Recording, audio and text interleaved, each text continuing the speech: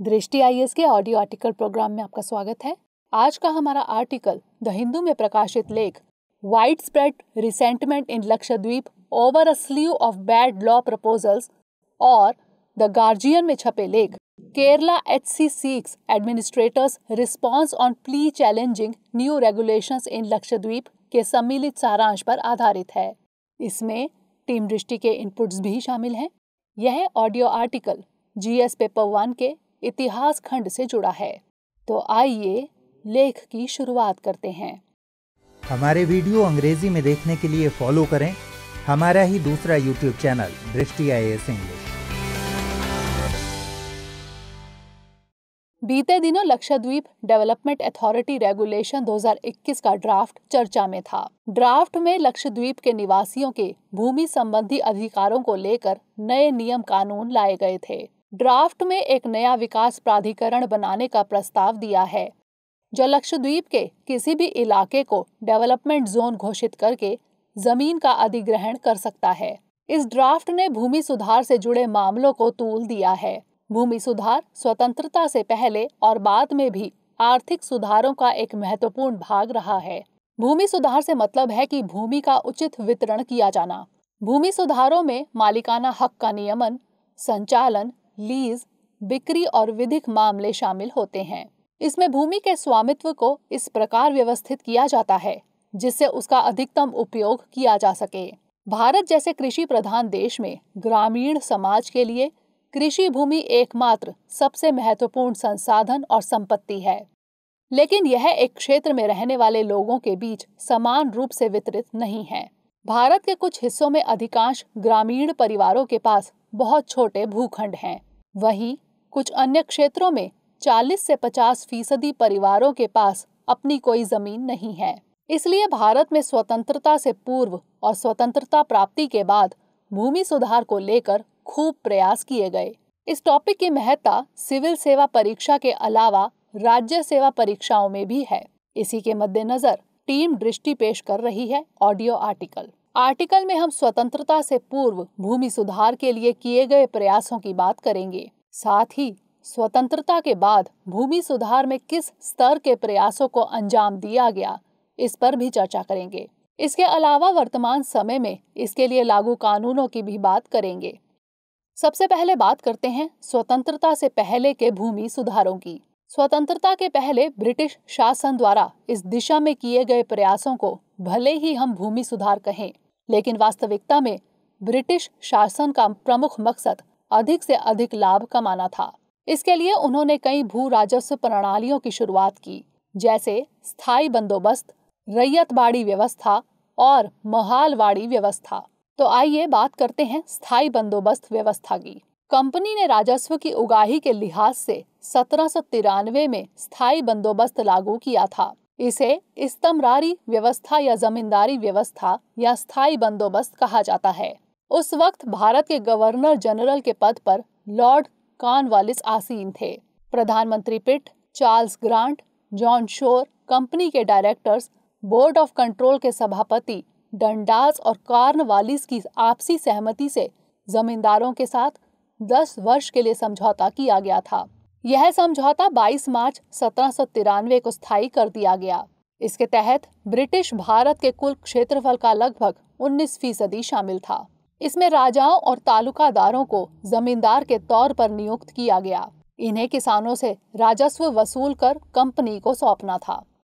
इसमें एक रकम निश्चित की गई, जिसमें भविष्य में कोई बढ़ोतरी नहीं की जानी थी। इस व्यवस्था से जहां एक और जमींदारों और सरकारों को लाभ हुआ, वहीं किसान अपने परंपरागत अधिकारों से हाथ धो बैठे और मजदूर बनकर रह गए। किसानों को जमींदारों के शोषण का भी सामना करना पड़ा।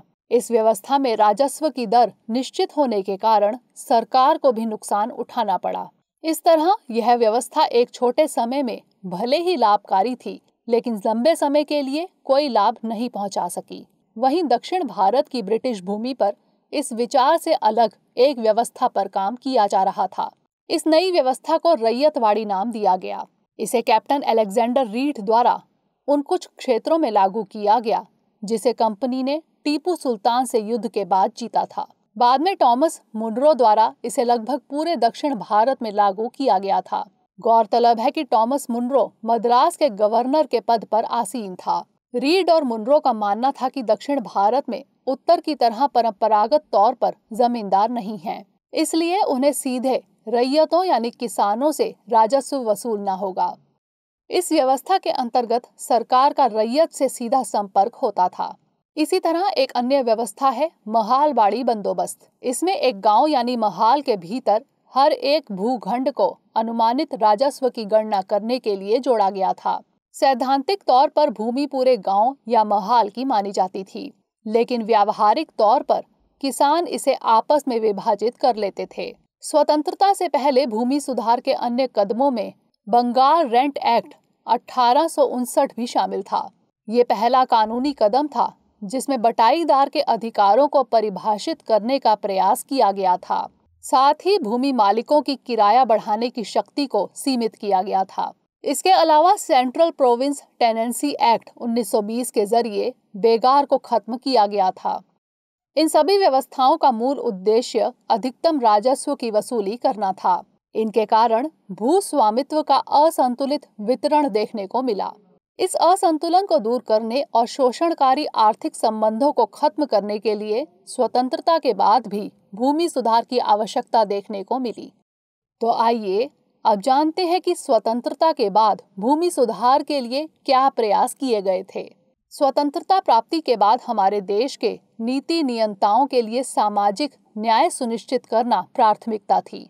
सामाजिक न्याय का मतलब था कि सभी नागरिकों को शिक्षा और रोजगार का समान अवसर मिलेगा। साथ ही विकास की प्रक्रिया में राज्य की सक्रिय भागीदारी की भी बात की गई। कृषि में सामाजिक और आर्थिक न्याय भूमि सुधारों की एक प्रक्रिया के माध्यम से प्राप्त किया जाना था। संविधान के तहत कृषि राज्य सूची का विषय है, माने हर राज्य को भूमि सुधार से संबंधित कानून अलग अलग पारित करने थे। इसलिए भूमि सुधार का साधारण रूप सभी राज्यों में एक सा था, लेकिन सभी राज्यों में इन सुधारों को लेकर एक रूपता नहीं थी। इस दिशा में सबसे पहला प्रयास जमींदारी प्रथा को खत्म करना था। जमींदारी प्रथा को समाप्त करने की बात कांग्रेस के मैनिफेस्टो में स्वतंत्रता से पहले भी की गई थी। जमींदार वर्ग ब्रिटिश काल में मध्यस्थ की भूमिका में था और इस वर्ग को भू राजस्व वसूल कर सरकार को अदा करना होता था।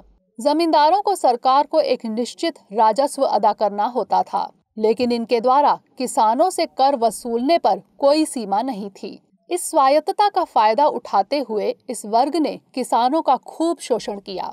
इस तथ्य को ध्यान में रखते हुए सरकार का प्रमुख काम इस वर्ग के प्रिविलेज को खत्म करना था। जमींदारी प्रथा को खत्म करने के प्रयासों को देश के कई भागों में जमींदारों ने चुनौती भी दी, जिसके लिए सरकार ने पहले संविधान संशोधन अधिनियम 1951 के जरिए भूमि सुधार को 9वीं अनुसूची में शामिल किया। जमींदारों को मुआवजा राशि देने के प्रावधान भी किए गए। अंततः 1956 तक जमींदारी प्रथा को पूरी तरह से समाप्त कर दिया गया। इसे भूमि सुधारों में सबसे अधिक सफल माना जा सकता है। लगभग 30 लाख बटाईदार और पट्टेदारों को लगभग 62 लाख हेक्टेयर भूमि पर मालिकाना हक मिला। वहीं जमींदारों को लगभग 16,420 लाख रुपयों का मुआवजा दिया गया। इस दिशा में दूसरा सुधार टेनेंसी रिफॉर्म के जरिए किया गया। उस वक्त कुल जोती जाने वाली खेती की जमीन में से लगभग आधी जमीन किराएदारी के अधीन थी। किराएदारी में जोतदार द्वारा खेती की जमीन को भूमि मालिक से कुछ शर्तों पर किराए पर लिया जाता है। इसमें भूमि मालिकों द्वारा लिया जाने वाला किराया 50% से अधिक था। साथ ही जोतदार को बेहद शॉर्ट नोटिस पर जमीन को खाली करने के लिए कहा जाता था। अधिक किराया और अनिश्चितता की स्थिति के मद्देनजर टेनेंसी रिफॉर्म का मकसद किराए का नियमन करना और किराएदारों के अधिकारों को सुरक्षित करना था। केरल और पश्चिम बंगाल में इन सुधारों को बेहतर ढंग से लागू किया गया। पश्चिम बंगाल में टेनेंसी राइट्स के लिए ऑपरेशन बरगा चलाया गया था। भूमि सुधारों की कड़ी में तीसरा प्रयास था लैंड सीलिंग। लैंड सीलिंग का मतलब है भूमि की वह सीमा जिसे कानूनी तौर पर किसी व्यक्ति को रखने का हक हो। 1972 तक यह सीमा व्यक्ति विशेष तक सीमित थी। 1972 के बाद परिवार को इकाई माना जाने लगा। इससे संबंधित कानून 1950 के बाद पारित किए गए। लैंड सीलिंग से संबंधित पहला कानून 1961 में तमिलनाडु में पारित किया गया। स्वतंत्रता के बाद भूदान आंदोलन को भी भूमि सुधार में एक बड़ी सफलता माना जाता है। भूदान आंदोलन आचार्य विनोबा भावे द्वारा सन 1951 में आंध्र प्रदेश के पोचमपल्ली गांव से आरंभ किया गया था। यह एक स्वैच्छिक भूमि सुधार आंदोलन था। आचार्य विनोबा भावे की कोशिश थी कि भूमि का पुनर्वितरण सिर्फ सरकारी कानूनों के जरिए ना हो, बल्कि एक आंदोलन के माध्यम से इसकी सफल कोशिश की जाए। इन प्रयासों ने देश के आर्थिक सुधारों में बड़ी भूमिका निभाई, लेकिन पूरी तरह से भूमि सुधार से संबंधित मुद्दों को हल नहीं कर सके। गौरतलब है कि राष्ट्र निर्माण की प्रक्रिया में ऐसे प्रयास लगातार अपेक्षित होते हैं। तो आइए वर्तमान में भूमि सुधार के क्षेत्र में प्रचलित कुछ प्रमुख कानूनों की बात करते हैं। Right to fair compensation and transparency in land acquisition, rehabilitation and resettlement act 2013 को भूमि अधिग्रहण की प्रक्रिया और उससे संबंधित नियमों के लिए लाया गया था। साल 2014 में इससे संबंधित एक अध्यादेश भी लाया गया। बाद में the right to fair compensation and transparency in land acquisition, rehabilitation and resettlement amendment bill 2015 लाया गया, जिसे लोकसभा से पारित कर दिया गया है। साल 2013 के एक्ट में जहां निजी क्षेत्र के प्रोजेक्ट्स के लिए 80% भूमि मालिकों की अनुमति जरूरी है, वहीं PPP यानी पब्लिक प्राइवेट पार्टनरशिप में 70% भूमि मालिकों की सहमति जरूरी है, जबकि सरकारी प्रोजेक्ट के लिए किसी सहमति की जरूरत नहीं है। 2015 में लाए गए विधेयक में इसमें 5 श्रेणियों में छूट की बात की गई थी। इन 5 श्रेणियों में रक्षा, ग्रामीण अवसंरचना, एफोर्डेबल हाउसिंग, औद्योगिक गलियारे और अवसंरचना एवं सामाजिक अवसंरचना में छूट की बात की गई थी। हालांकि लोकसभा द्वारा पारित विधेयक में इन छूटों में बदलाव किया गया है। इसके अलावा रियल एस्टेट क्षेत्र के लिए RERA यानी real estate regulation and development act 2016 में संसद द्वारा पारित एक अधिनियम है, जो 1 मई 2017 से पूरी तरह लागू हुआ। यह घर खरीदारों की रक्षा करने के साथ साथ रियल एस्टेट की बिक्री, खरीद में दक्षता और पारदर्शिता लाकर रियल एस्टेट क्षेत्र में निवेश को बढ़ावा देने में मदद करता है। इन कानूनों में किए जा रहे लगातार बदलाव दिखाते हैं कि भूमि सुधार की राह में कई रोड़े भी हैं। तो आइए अब एक नजर भूमि सुधार में आने वाली चुनौतियों पर डालते हैं। इसमें सबसे पहली चुनौती कानूनों में अस्पष्टता की है। कई पारिभाषिक शब्दों में स्पष्टता न होने के चलते इसके लागू होने में भी समस्या खड़ी होती है।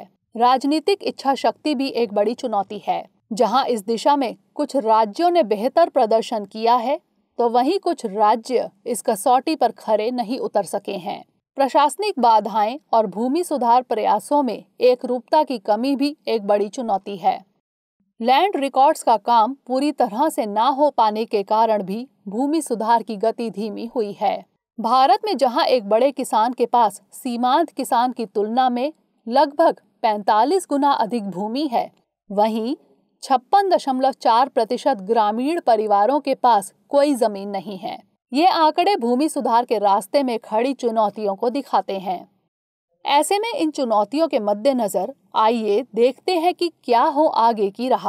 National land reform policy draft के मुताबिक धार्मिक, शैक्षिक, धर्मार्थ, अनुसंधान और औद्योगिक संगठनों के लिए 15 एकड़ से अधिक भूमि पर छूट को रोका जाना चाहिए। एक निश्चित समय के भीतर सरप्लस यानी अधिशेष भूमि को पुनर्वितरित करने के लिए सिंगल विंडो का प्रावधान भी एक कारगर कदम हो सकता है। इसी तरह भूमि का एक डाटाबेस तैयार किया जा सकता है। हालांकि इस दिशा में सरकार ने कई डिजिटल पहलें शुरू की हैं। इसके अलावा कानूनी प्रावधानों को सरल बनाने के साथ राजनीतिक हस्तक्षेप पर भी रोक लगानी चाहिए। भूमि सुधार के जरिए ग्रामीण क्षेत्र की गरीबी को कम किया जा सकता है। इससे ग्रामीण अर्थव्यवस्था रफ्तार पकड़ सकती है। कोरोना के इस दौर में जब शहरों से गांवों की ओर पलायन हुआ है, तब गांवों की अर्थव्यवस्था में भूमि सुधार करके सुस्त पड़ी अर्थव्यवस्था को गति दी जा सकती है। आइए अब नोट करते हैं आज का सवाल। स्वतंत्रता के बाद हुए भूमि सुधारों ने राष्ट्र निर्माण में क्या भूमिका निभाई, स्पष्ट कीजिए।